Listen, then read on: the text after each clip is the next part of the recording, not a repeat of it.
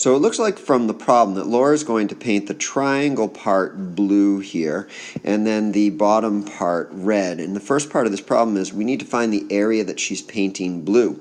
So if you take a look here, this is a triangle. Actually, I don't want that. I want this line right here.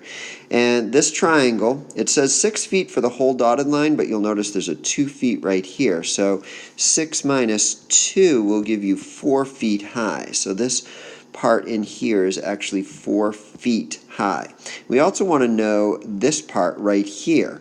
So this whole thing is 10 feet, and then minus 3 on one side and minus 3 on the other. So 10 minus 6 gives you 4 feet here. So this, let me erase this, get my eraser, get rid of that, and we're just going to put 4 feet in here. So it's actually 4 feet high and has a base of 4 feet. Area of a triangle is base times height divided by 2, so we're going to do 4 times 4 divided by 2, or 16 divided by 2, and your answer here is going to be